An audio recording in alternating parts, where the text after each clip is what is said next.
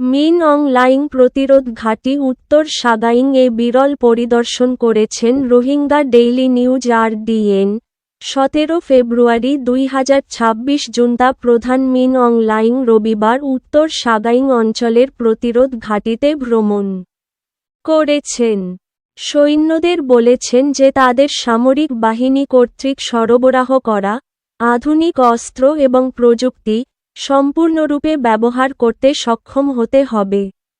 এই বছর ইয়াঙ্গুনের চীনা নববর্ষ উদযাপন এড়িয়ে যাওয়া জান্তা নেতা রবিবার হোমালিনে পৌঁছেছেন, যেখানে তিনি উত্তর পশ্চিম কমান্ডের অধীনে সৈন্যদের সাথে কথা বলার আগে জেলা কর্মকর্তা এবং স্থানীয় বাসিন্দাদের সাথে দেখা করেছেন। কয়েক বছরের মধ্যে উত্তর সাগাইং-এ এই আকস্মিক সফর তার প্রথম, যেখানে প্রতিরোধ বাহিনী উল্লেখযোগ্য পরিমাণে অঞ্চল দখল করে রেখেছে। গত সপ্তাহে কাচিন সীমান্তের কাছে অবস্থিত বানমাউক শহরটি সরকার পুনরুদ্ধার করার পর এবং কাচিন স্বাধীনতা সেনাবাহিনীর নেতা লেফটেন্যান্ট জেনারেল গান মাও সাগাইং অঞ্চলের 3টি জেলা কাওলিন, কান্তবালু এবং কাঠা সুরক্ষিত করার পরিকল্পনা প্রকাশ করার পর এই সফরটি অনুষ্ঠিত হচ্ছে। কাওলিন, কান্তবালু এবং কাঠা এই 3টি জেলাকে তিনি সম্মিলিতভাবে কাচিন রাজ্যের প্রবেশদ্বার হিসেবে বর্ণনা করেছিলেন। সাগাইং-এ পূর্ববর্তী ভ্রমণে মিন অং লাইং তার ভ্রমণপথ অঞ্চলের দক্ষিণে মনিওয়ায় সীমাবদ্ধ রেখেছিলেন। হোমালিনের আকস্মিক উপস্থিতি সেখানে পরিকল্পিত অভিযানের ইঙ্গিত দেয়। একজন সামরিক বিশ্লেষক দ্য ইরাবতীকে বলেন, তার সফরের উদ্দেশ্য ছিল গান মাওয়ের বার্তার বিরোধিতা করা এবং ইঙ্গিত দেওয়া যে সাগাইং-এর কিছু অংশে সেনাবাহিনী এখনও অবস্থান করছে। তিনি বলেন, কিন্তু এটি ইঙ্গিত দেয় যে বড় ধরনের সংঘর্ষের সম্ভাবনা রয়েছে।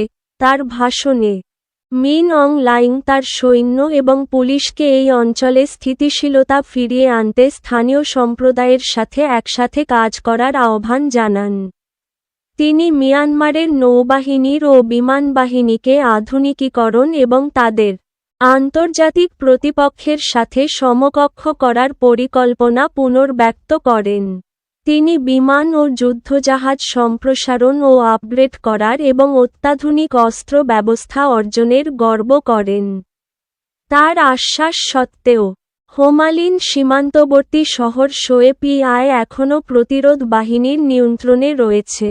এই অঞ্চল জুড়ে কমপক্ষে 6টি শহর প্রতিরোধ বাহিনীর নিয়ন্ত্রণে রয়েছে। জান্তা সেনা এবং প্রতিরোধ বাহিনীর মধ্যে লড়াই তীব্রতর হচ্ছে।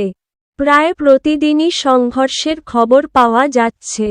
2021 সালের অভ্যুত্থানের পর থেকে সাগাইং জান্তা বিরোধী প্রতিরোধের অন্যতম শক্তিশালী কেন্দ্র। 2023 সালে উত্তর শান-এ শাসনবিরোধী অপারেশন 1027 শুরু হওয়ার আগে এই অঞ্চলটি ইতিমধ্যেই জান্তা বাহিনীর বিমান হামলা, কামান হামলা, গণহত্যা এবং পোড়া মাটির অভিযানের কয়েক বছর ধরে সহ্য করেছে। জাতীয় ঐক্য সরকারের মানবাধিকার মন্ত্রণালয়ের তথ্য অনুযায়ী এই অঞ্চলে জান্তা বাহিনীর দ্বারা সর্বাধিক সংখ্যক গণহত্যা সংঘটিত হয়েছে। 2026 সালের জানুয়ারি পর্যন্ত 194টি ঘটনা রেকর্ড করা হয়েছে, যেখানে 1800 জনেরও বেশি মানুষ নিহত হয়েছেন। অপারেশন 1027 চালু হওয়ার পর স্থানীয় প্রতিরোধ গোষ্ঠীগুলি কেআইএ এর সাথে সমন্বয় করে সাগাইং-এ আক্রমণ শুরু করে, শহরগুলি দখল করে। হোমালিন বাসিন্দাদের সাথে তার বৈঠকে মিন অং লাইং আবারও সাগাইং-এর কিছু অংশে অস্থিরতার জন্য এই অঞ্চলের নিম্ন শিক্ষার স্তর বলে অভিহিত করেছেন, যা তিনি একাধিকবার করেছেন এমন একটি দাবি পুনরাবৃত্তি করেছেন। তিনি প্রতিরোধ গোষ্ঠীগুলিকে ব্যক্তিগত লাভের জন্য রাজনীতিকে কাজে লাগানো, অবৈধভাবে প্রাকৃতিক সম্পদ আহরণ এবং বেসামরিক নাগরিকদের কাছ থেকে অর্থ আদায়ের অভিযোগ করেছেন। মিন অং লাইং বারবার সাগাইং-এ পরিচালিত প্রতিরোধ গোষ্ঠীগুলিকে প্রশিক্ষণ এবং অস্ত্র দেওয়ার অভিযোগ করেছেন।